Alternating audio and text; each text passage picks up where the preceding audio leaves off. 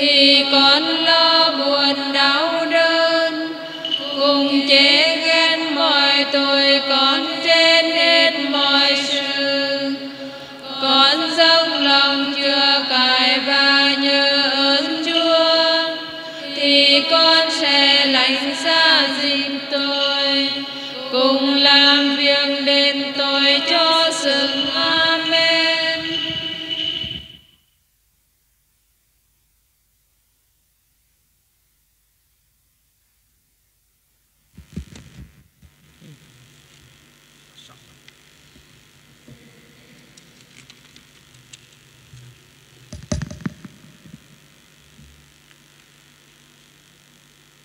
Ngắm năm sự thương có Đức Chúa Giêsu, thứ sau thì ngắm khi Phi-la-tô thấy dân chẳng chịu tha Đức Chúa Giêsu, thì phó cho một cử quân là 666 người, để kiến đánh Đức Chúa Giêsu cho đem lòng quân du diêu.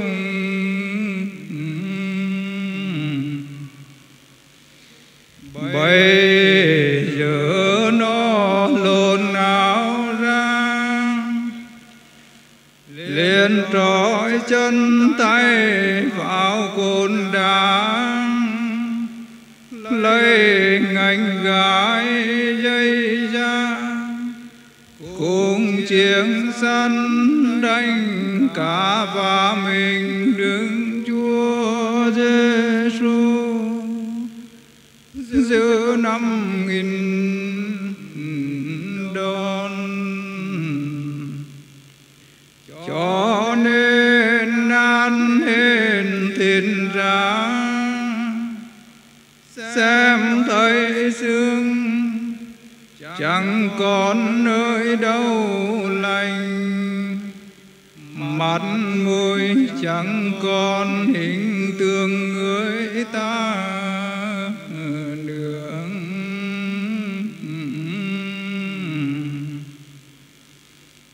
Song lẽ bấy nhiêu quân ấy, chẳng có ai thương Đức Chúa Giêsu sốn. Nó đánh nhồng mỏi tay, nhưng mà trong lòng người còn muốn chịu có nửa vì tội thiên hàng.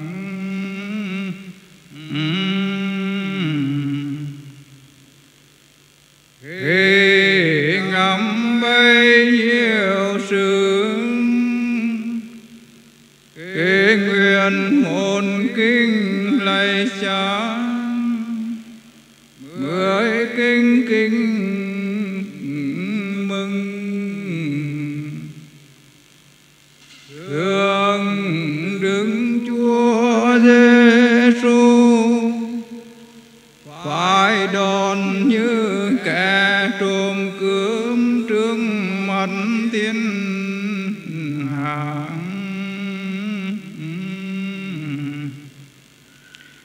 Xin cho chúng con dâng lòng chữa tội, làm cho Đức Chúa Giêsu chỉ phải đòn làm vậy. Amen. Lạy Cha chúng con ở trên trời, chúng con nguyện dành Cha cả sáng đời Cha trị đến ý Cha thể hiện dưới đất cũng như trên trời. Xin Cha cho chúng con hôm nay lương thực hàng ngày, và tha nợ chúng con như chúng con cũng tha kẻ còn nợ chúng con. Xin cho để chúng con ra trước cám dỗ. Kính mừng Maria đầy ơn, Phụ Đức Chúa Trời ở cùng bà bà có phúc lạ hơn mọi người nữ, và Giêsu con lòng bà gồm phúc lạ. Thánh Maria Đức Mẹ Chúa Trời, cầu cho chúng con là kẻ có tội khi này và trong giờ lâm tử. Amen. Kính mừng Maria đầy ơn phúc, Đức Chúa Trời ở cùng bà có phúc lạ hơn mọi người nữ, và Giêsu con lòng bà gồm phúc lạ. Thánh Maria Đức Mẹ Chúa Trời, cầu cho chúng con là kẻ có tội khi này và trong giờ lâm tử. Amen. Kính mừng Maria đầy ơn phúc, Đức Chúa Trời ở cùng bà có phúc lạ hơn mọi người nữ, và Giêsu con lòng bà gồm phúc lạ. Thánh Maria Đức Mẹ Chúa Trời, cầu cho chúng con là kẻ có tội khi này và trong giờ lâm tử. Amen. Kính mừng Maria đầy ơn phúc, Đức Chúa Trời ở cùng bà có phúc lạ hơn mọi người nữ, và Giêsu con lòng bà gồm phúc lạ. Thánh Maria Đức Mẹ Chúa Trời, cầu cho chúng con là kẻ có tội khi này và trong giờ lâm tử. Amen. Kính mừng Maria đầy ơn phúc, Đức Chúa Trời ở cùng bà có phúc lạ hơn mọi người nữ, và Giêsu con lòng bà gồm phúc lạ. Thánh Maria Đức Mẹ Chúa Trời, cầu cho chúng con là kẻ có tội khi này và trong giờ lâm tử. Amen. Kính mừng Maria đầy ơn phúc, Đức Chúa Trời ở cùng bà có phúc lạ hơn mọi người nữ, và Giêsu con lòng bà gồm phúc lạ. Thánh Maria Đức Mẹ Chúa Trời, cầu cho chúng con là kẻ có tội khi này và trong giờ lâm tử. Amen. Kính mừng Maria đầy ơn phúc, Đức Chúa Trời ở cùng bà có phúc lạ hơn mọi người nữ, và Giêsu con lòng bà gồm phúc lạ. Thánh Maria Đức Mẹ Chúa Trời, cầu cho chúng con là kẻ có tội khi này và trong giờ lâm tử. Amen. Kính mừng Maria đầy ơn phúc, Đức Chúa Trời ở cùng bà có phúc lạ hơn mọi người nữ, và Giêsu con lòng bà gồm phúc lạ. Thánh Maria Đức Mẹ Chúa Trời, cầu cho chúng con là kẻ có tội khi này và trong giờ lâm tử. Amen. Kính mừng Maria đầy ơn phúc, Đức Chúa Trời ở cùng bà có phúc lạ hơn mọi người nữ, và Giêsu con lòng bà gồm phúc lạ. Thánh Maria Đức Mẹ Chúa Trời, cầu cho chúng con là kẻ có tội khi này và trong giờ lâm tử. Kính mừng Maria đầy ơn phúc, Đức Chúa Trời ở cùng bà có phúc lạ hơn mọi người nữ, và Giêsu con lòng bà gồm phúc lạ. Thánh Maria Đức Mẹ Chúa Trời, cầu cho chúng con là kẻ có tội khi này và trong giờ lâm tử. Amen.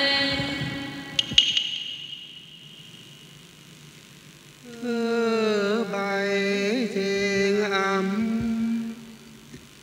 khi quân dự đã đánh Đức Chúa Giêsu đoàn, thế người mặc áo vào màu dinh mau nơi dấu đòn đánh, thế quân giữ lại giật áo đi, cho nên mau nơi dấu đòn đánh lại chạy ra theo. Nó liền khiến Đức Chúa Giêsu mặc một áo đỏ, đoạn lấy những gai khoanh tròn làm nén đong vào đầu Đức Chúa Giêsu. 72 cái gai thì lót vào óc, máu chảy đầy mặt rồng.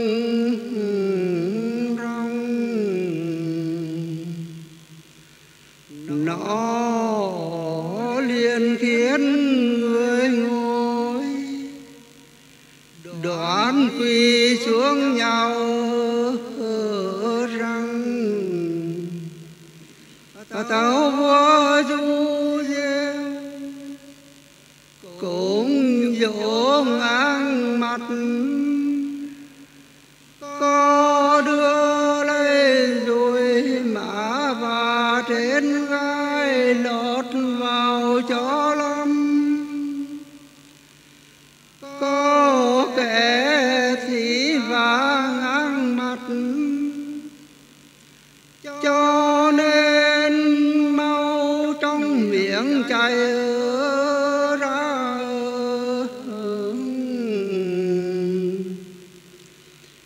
Khi ngâm bấy nhiêu sự, thế nguyện một kinh lạy Cha, 10 kính kính mừng. Thương Đức Chúa Giêsu là Chúa thật trời đất, xin cho chúng con thờ phượng cùng kính mến trên hết mọi sự. Amen. Lạy Cha chúng con ở trên trời, chúng con nguyện danh Cha cả sáng nước, Cha trị đến ý Cha thể hiện dưới đất cũng như trên trời. Xin Cha cho chúng con hôm nay lương thực hàng ngày, và tha nợ chúng con như chúng con cũng tha kẻ có nợ chúng con. Xin chờ để chúng con sa chữa cam dỗ, nhưng cứu chúng con cho khỏi sự dữ. Amen. Kinh mừng Maria, đời ơn phúc Đức Chúa Trời ở cùng bà có phúc là hơn mọi người nữ, và Giêsu con lòng bà có phúc là. Thánh Maria Đức Mẹ Chúa Trời, cầu cho chúng con là kẻ có tội khi này và trong giờ lâm tử. Amen. Kinh mừng Maria, đời ơn phúc Đức Chúa Trời ở cùng bà có phúc là hơn mọi người nữ, và Giêsu con lòng bà có phúc là. Thánh Maria Đức Mẹ Chúa Trời, cầu cho chúng con là kẻ có tội khi này và trong giờ lâm tử. Amen. Kinh mừng Maria, đời ơn phúc Đức Chúa Trời ở cùng bà có phúc là hơn mọi người nữ, và Giêsu con lòng bà có phúc là. Thánh Maria Đức Mẹ Chúa Trời, cầu cho chúng con là kẻ có tội khi này và trong giờ lâm tử. Amen. Kinh mừng Maria, đời ơn phúc Đức Chúa Trời ở cùng bà có phúc là hơn mọi người nữ, và Giêsu con lòng bà có phúc là. Thánh Maria Đức Mẹ Chúa Trời, cầu cho chúng con là kẻ có tội khi này và trong giờ lâm tử. Amen. Kinh mừng Maria, đời ơn phúc Đức Chúa Trời ở cùng bà có phúc là hơn mọi người nữ, và Giêsu con lòng bà có phúc là. Thánh Maria Đức Mẹ Chúa Trời, cầu cho chúng con là kẻ có tội khi này và trong giờ lâm tử. Amen. Kinh mừng Maria, đời ơn phúc Đức Chúa Trời ở cùng bà có phúc là hơn mọi người nữ, và Giêsu con lòng bà có phúc là. Thánh Maria Đức Mẹ Chúa Trời, cầu cho chúng con là kẻ có tội khi này và trong giờ lâm tử. Amen.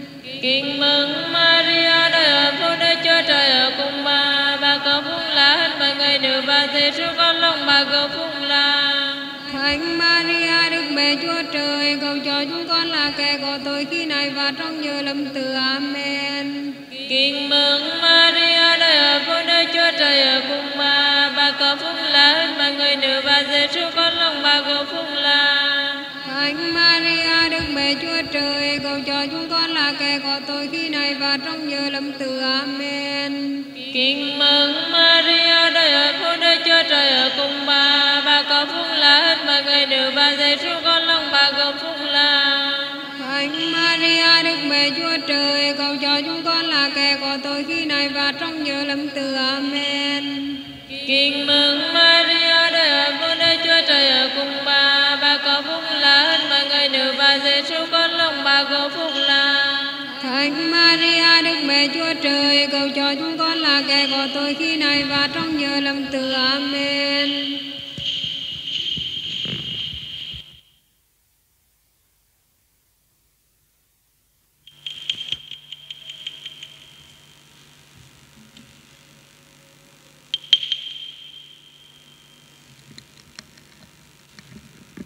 Tự tam tri ngam khi phi la tô thấy căng quan làm khốn Đức Chúa Giêsu qua lẽ lắm trí thương mà ngờ là dân xem thấy hình tượng khốn nạn làm vậy, cũng thương chẳng thì phi la tô đem người lên nơi cao trưởng mãn thiên hạ mà rằng ngài là người ấy, dân liền kêu lên rằng đem đi đông đinh nó gắng tầm giang, ý là tổ lại rằng tao đông đinh vua bay làm sao, dân thưa rằng chúng tôi có muốn vua tên là chế ra đấy mà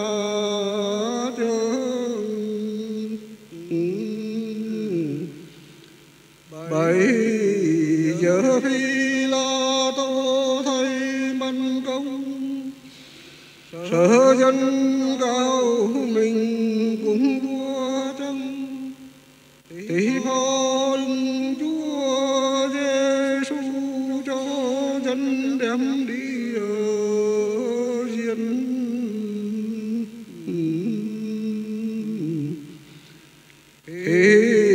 Ngắm đây nhiều sự thì nguyện muốn kinh lạy cha, 10 kinh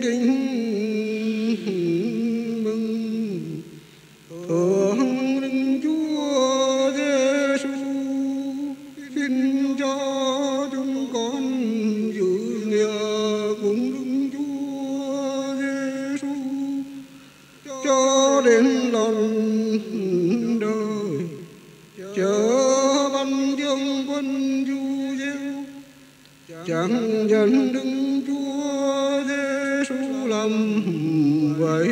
Amen.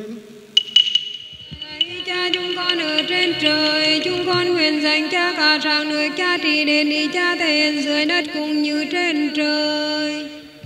Xin cha cho chúng con hôm nay lo thường ngày, và tha nợ chúng con như chúng con cùng tha kẻ còn nợ chúng con. Xin cha để chúng con phát trước cam dỗ, nhưng cầu chúng con cho khỏi sự dữ. Amen. Kính mừng Maria đầy ơn phước, Đức Chúa Trời ở cùng bà có phúc là hơn mọi người nữ, và Giêsu con lòng bà gồm phúc là. Thánh Maria Đức Mẹ Chúa Trời, cầu cho chúng con là kẻ có tội khi này và trong giờ lâm tử. Amen. Kính mừng Maria đầy ơn phước, Đức Chúa Trời ở cùng bà có phúc là hơn mọi người nữ, và Giêsu con lòng bà gồm phúc là.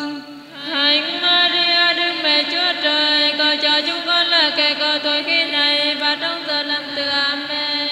Kính mừng Maria đầy ơn phước, Đức Chúa Trời ở cùng bà có phúc là hơn mọi người nữ, và Giêsu con lòng bà gồm phúc là. Thánh Maria Đức Mẹ Chúa Trời, cầu cho chúng con là kẻ có tội khi này và trong giờ lâm tử. Amen. Kính mừng Maria đầy ơn phước, Đức Chúa Trời ở cùng bà có phúc là hơn mọi người nữ, và Giêsu con lòng bà gồm phúc là. Thánh Maria Đức Mẹ Chúa Trời, cầu cho chúng con là kẻ có tội khi này và trong giờ lâm tử. Amen. Kính mừng Maria đầy ơn phước, Đức Chúa Trời ở cùng bà có phúc là hơn mọi người nữ, và Giêsu con lòng bà gồm phúc là. Thánh Maria Đức Mẹ Chúa Trời, cầu cho chúng con là kẻ có tội khi này và trong giờ lâm tử. Amen. Kính mừng Maria đầy ơn phước, Đức Chúa Trời ở cùng bà có phúc là hơn mọi người nữ, và Giêsu con lòng bà gồm phúc là. Thánh Maria Đức Mẹ Chúa Trời, cầu cho chúng con là kẻ có tội khi này và trong giờ lâm tử. Amen. Kính mừng Maria đầy ơn phước, Đức Chúa Trời ở cùng bà có phúc là hơn mọi người nữ, và Giêsu Giêsu con lòng bà gồm phúc là. Thánh Maria Đức Mẹ Chúa Trời, cầu cho chúng con là kẻ có tội khi này và trong giờ lâm tử. Amen. Kính mừng Maria đầy ơn phúc, Đức Chúa Trời ở cùng bà có phúc là hơn mọi người nữ và Giêsu con lòng bà gồm phúc là. Thánh Maria Đức Mẹ Chúa Trời, cầu cho chúng con là kẻ có tội khi này và trong giờ lâm tử. Amen. Kính mừng Maria đầy ơn phúc, Đức Chúa Trời ở cùng bà có phúc là hơn mọi người nữ và Giêsu con lòng bà gồm phúc là. Thánh Maria Đức Mẹ Chúa Trời, cầu cho chúng con là kẻ có tội khi này và trong giờ lâm tử. Amen. Kính mừng Maria đầy ơn phúc, Đức Chúa Trời ở cùng bà có phúc là hơn mọi người nữ và Giêsu con lòng bà gồm phúc là. Thánh Maria Đức Mẹ Chúa Trời, cầu cho chúng con là kẻ có tội khi này và trong giờ lâm tử. Amen.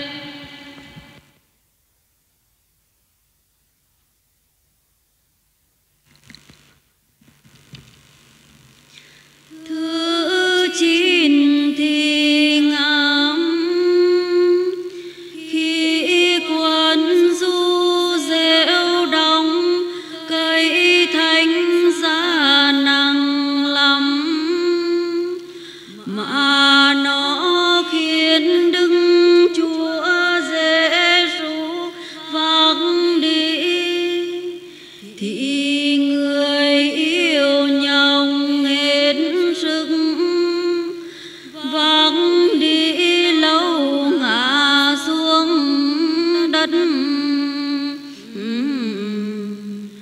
Mà quân giữ chẳng thương, lại đạp dậy dùng đi cho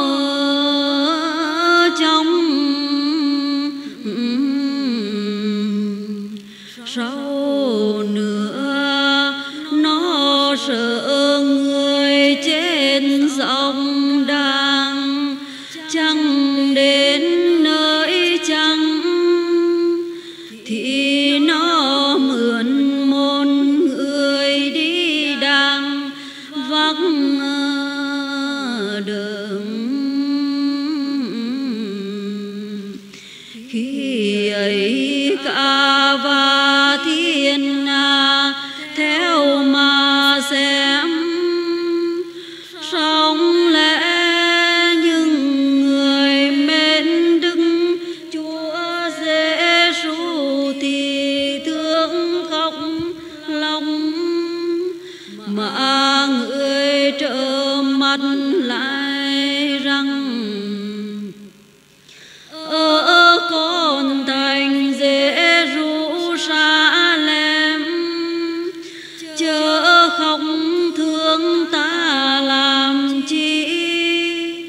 Một khóc thương bay cùng con cháu bay, ngày sau phải khốn mà chớm. Đang khi người còn vác thánh giá đi, thì có một bà đạo đức thấy mặt mùi Đức Chúa Giêsu, nhưng máu chảy ra, thì bà ấy trao khăn cho người lót mặt đi. Hết hình tượng mặt liền in vào trong khăn ấy. Dạy hay con ở thành Rô-ma,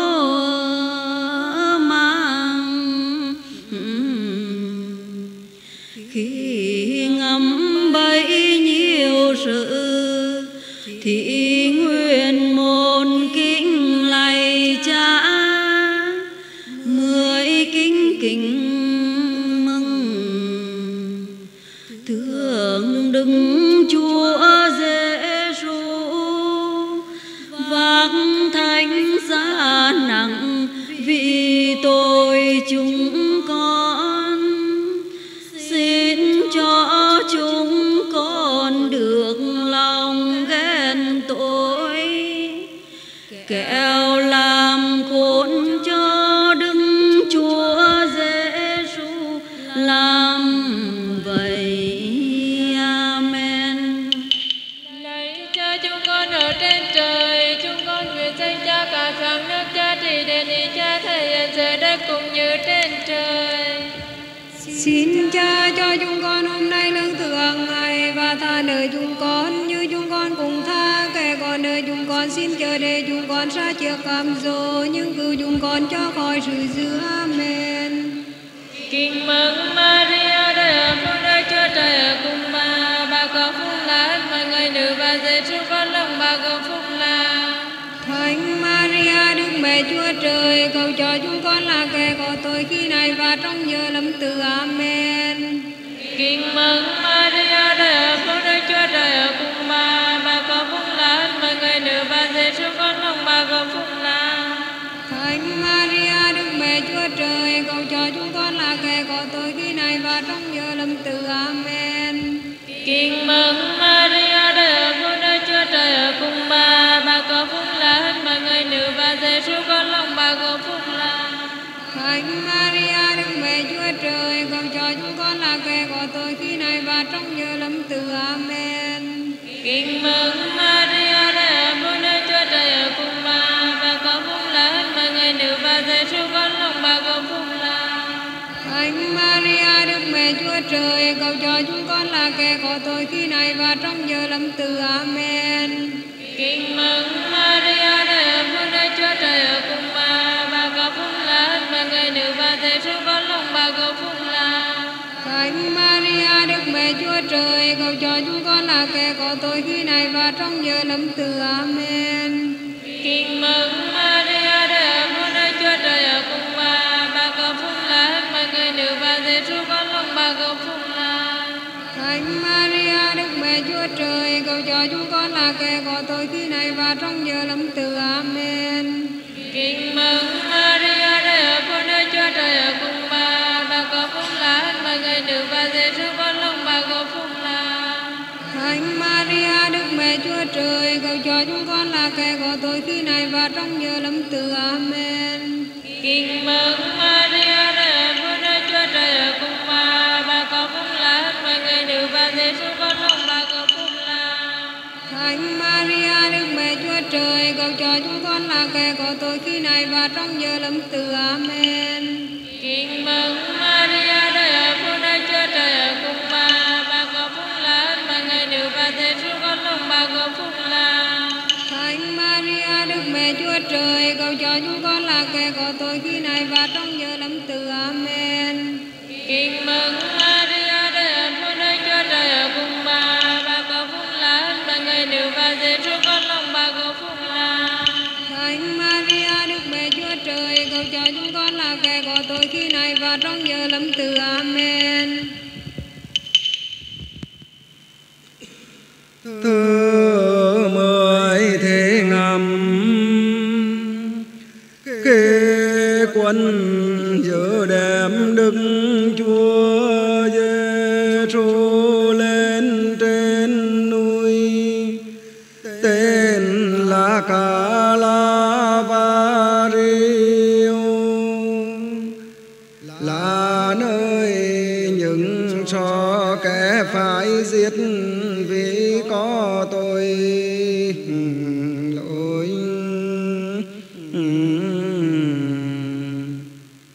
Mà quân ấy khiến Đức Chúa Giêsu uống rượu với của đặng, đoạn nó lột áo ra, những máu nơi dấu đón đánh lại chảy ra theo.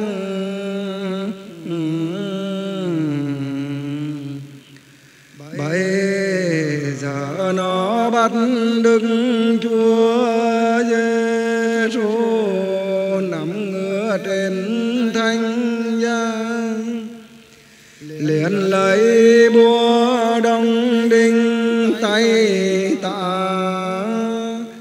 tay hữu thì nó buông kéo hết sức, liền dàn xương ngực ra.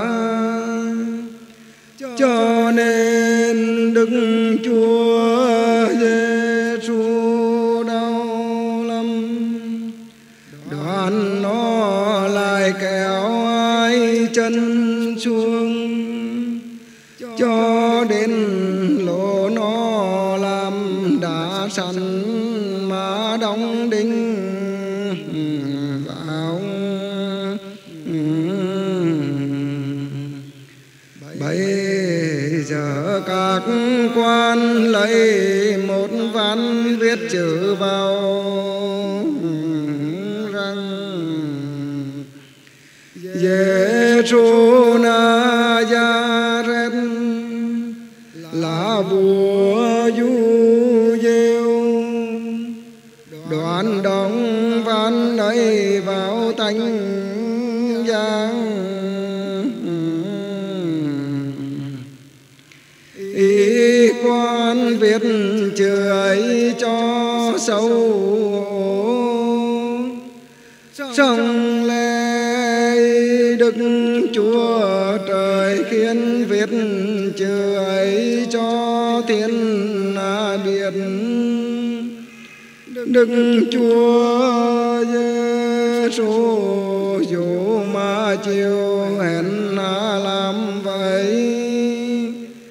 thế cũng là vua thật Du-giêu, cũng hết mọi nước.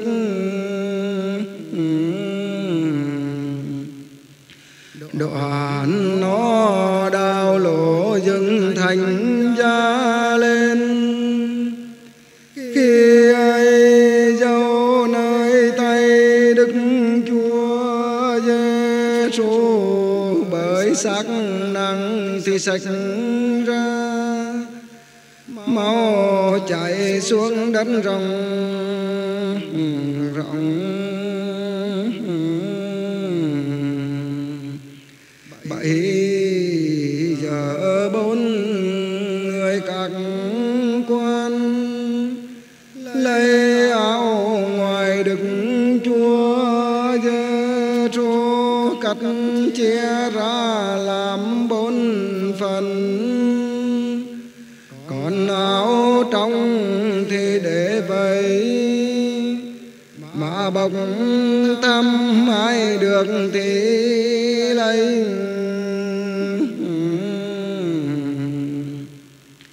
Đoạn những sải cùng các quan cả và thiên hạ nhạo cười làm cho sâu,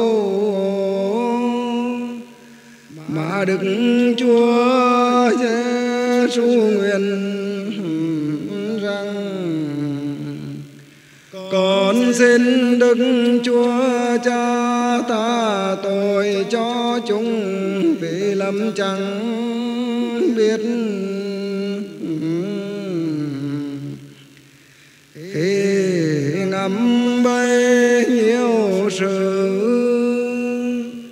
thì nguyện một kính lạy Cha, 10 kính mừng. Thượng Đức Chúa Giêsu chịu đóng đinh vì cả và loài người ta, xin dâng mình chúng con cho Đức Chúa Giêsu, vì đã lấy máu mình mà chuộc tội cho thiên hạ.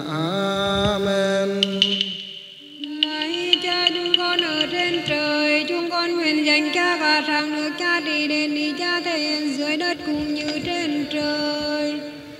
Xin Cha cho chúng con hôm nay lương thực hàng ngày, và tha nợ chúng con như chúng con cũng tha kẻ còn nợ chúng con. Xin chớ để chúng con sát trước cám dỗ, nhưng cầu chúng con cho khỏi sự dữ. Amen. Kính mừng Maria đầy ơn phúc, Đức Chúa Trời ở cùng bà có phúc lạ hơn mọi người nữ, và Giêsu con lòng bà gồm cho chúng con là kẻ có tội khi này và trong giờ lâm tử. Amen. Kính mừng Maria đầy ơn phúc Đức Chúa Trời ở cùng bà có phúc là hơn mọi người nữ và Giêsu con lòng bà gồm phúc là.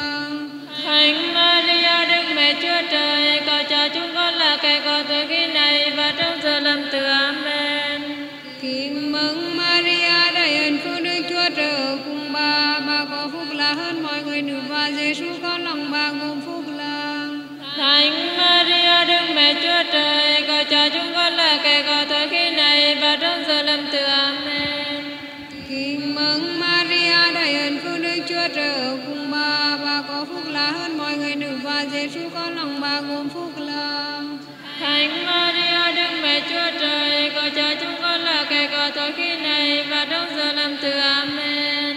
Kính mừng Maria đầy ơn phúc Đức Chúa Trời ở cùng bà có phúc là hơn mọi người nữ và Giêsu con lòng bà gồm phúc là.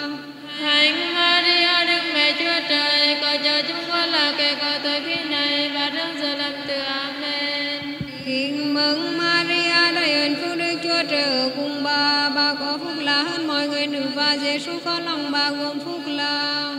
Thánh Maria Đức Mẹ Chúa Trời, cầu cho chúng con là kẻ có tội khi này và trong giờ lâm tử. Amen. Kính mừng Maria đầy ơn phúc Đức Chúa Trời ở cùng bà có phúc là hơn mọi người nữ và Giêsu con lòng bà gồm phúc là. Thánh Maria Đức Mẹ Chúa Trời, cầu cho chúng con là kẻ có tội khi này và trong giờ lâm tử. Amen. Kính mừng Maria đầy ơn phúc Đức Chúa Trời ở cùng bà có phúc là hơn mọi người nữ và Giêsu con lòng bà gồm phúc là. Thánh Maria Đức Mẹ Chúa Trời, cầu cho chúng con là kẻ có tội khi này và trong giờ lâm tử. Amen. Kính mừng Maria đầy ơn phúc Đức Chúa Trời ở cùng bà có phúc là hơn mọi người nữ và Giêsu con lòng bà gồm phúc là. Thánh Maria Đức Mẹ Chúa Trời, cầu cho chúng con là kẻ có tội khi này và trong giờ lâm tử. Amen. Kính mừng Maria đầy ơn phúc Đức Chúa Trời ở cùng bà có phúc là hơn mọi người nữ và Giêsu con lòng bà gồm phúc là. Thánh Maria Đức Mẹ Chúa Trời, cầu cho chúng con là kẻ có tội khi này và trong giờ lâm tử. Amen. Chúng con là vật món mà cả lòng lạy Đức Chúa Giêsu cực cao cực trọng. Chúng con nhớ đến những sự thương khó Đức Chúa Giêsu xưa chịu 33 năm vì chúng con, thì trong lòng thầm thiết đau đớn, nào có khi nào trả nghĩa Đức Chúa Giêsu cho nên. Thuở xưa khi Đức Chúa Giêsu chịu nạn, thì trời đất đồng địa, núi non là đã vỡ ra tan tang. Như thương Chúa sinh nên muôn vật, phương chi chúng con mà chẳng thương cha cả thì sao? Ấy mau Thánh Cha đã chạy ra hết vì con giữ là chúng con, mà con thấy Cha thương dưỡng ấy chẳng có khi dừng nước mắt chảy ra ăn năn tội lỗi vì đã phạm đến Đức Chúa Cha. Ấy thật bởi tội chúng con, cho nên Đức Chúa Giêsu xuống thế liều mình, chịu đóng đinh chịu chết làm vậy. Chúng con hằng kính mến Đức Chúa Giêsu mà tính năm dấu thánh ở trong lòng chúng con. Lạy dấu thánh chân ta, lạy dấu thánh chân hữu, lạy dấu thánh tay ta, lạy dấu thánh tay hữu, lạy dấu thánh cạnh nước lòng Đức Chúa Giêsu. Amen.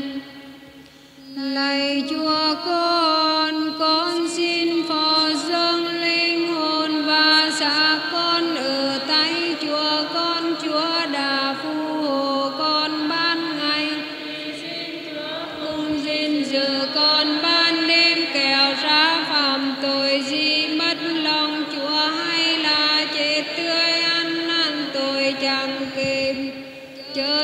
sống chết con được giữ một lòng kính mến Chúa luôn. Amen.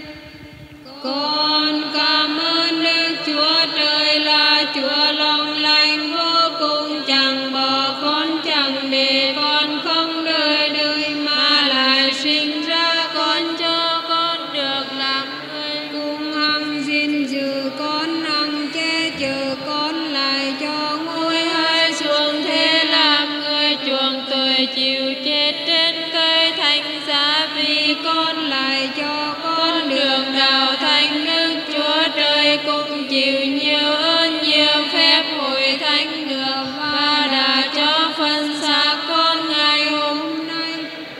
Sự lành lại cứu lấy con, kẻo phải trên tươi ân ân tội chẳng kịp. Vậy các thánh ở trên nước thiên đàng, cảm ơn Đức Chúa Trời. Thế nào thì con cùng hợp cùng các thánh mà dâng cho Chúa, con cùng cảm ơn như vậy.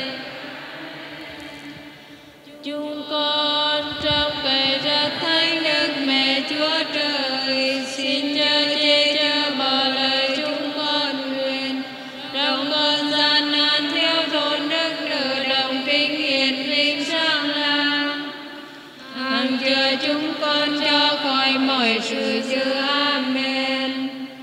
Lạy rất thánh trái tim Đức Chúa Giêsu, thương xót chúng con. Lạy trái tim cực thánh cực tình rất thánh Đức Bà Maria, cầu cho chúng con.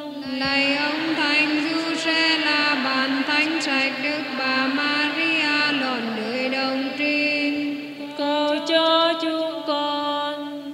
Nữ vương ban sự bằng yên, cầu cho chúng con. Xin Chúa cho các tín hữu đã qua đời được nghỉ ngơi đời đời. Xin Chúa nhậm lời chúng con. Xin Chúa trả công